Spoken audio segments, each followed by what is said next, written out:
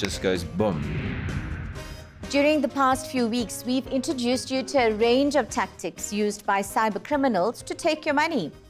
Imagine transferring a large amount of cash meant for your brand new home, only to discover a few days later that you transferred the money into the account of a criminal.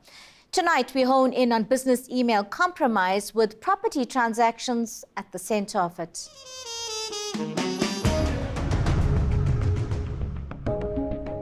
Today's cyber threat is bigger than any one government agency, frankly, bigger than government itself. The scope, the breadth, the depth, the sophistication, the diversity of the threat that we face now is unlike anything we've had in our lifetimes.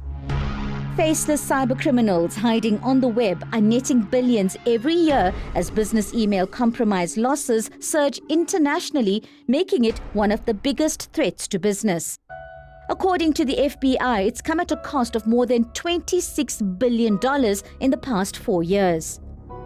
The textbook case involves bogus invoice schemes and, in South Africa, conveyancing firms, estate agents and individuals engaging in property transactions are high on the list of targets. Sabric CEO Nishal Mewalal says there's been a rise in these cases in South Africa too. And that makes a lot of sense when you consider the quantum involved in the transaction, the very nature of the transaction. It relies on an attorney issuing some payment instruction. So the victim is actually waiting to receive an invoice in order to execute a payment.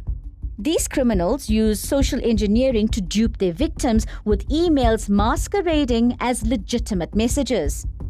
The fraudster would write to an organization and inform them that this particular supplier is going to be changing the details of their bank account. Then the finance department goes ahead, changes the bank account details without doing any validation. And if they execute a transaction on the new account, you know that money has gone into a mule account.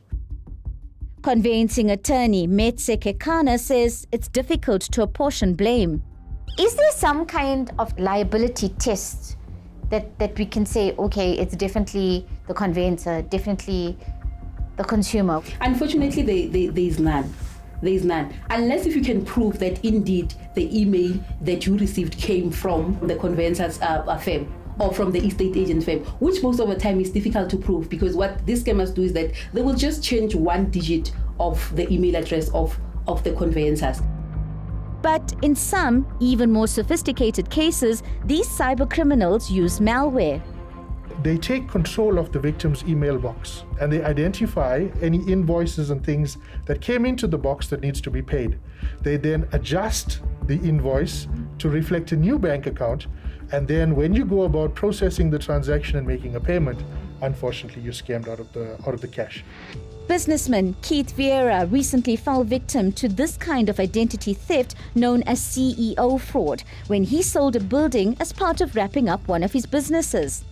It would seem they were watching my financial advisor and they intercepted the emails and sent an email which looked like it came from me to the investment company to say, don't move it to this account, move it to that account, at the last minute, just before they transfer the money. Keith didn't realize until 2 weeks later that the 3.4 million rands hadn't landed in the right account. The attorneys then contacted me and said, look, the money hasn't arrived. Are you transferring? I said, it was transferred 2.5 or 3 weeks ago.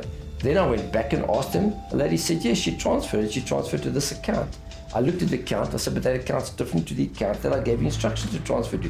She said, no, you sent me this mail to say it must go to that account. She sent a mail back from me, which I never sent.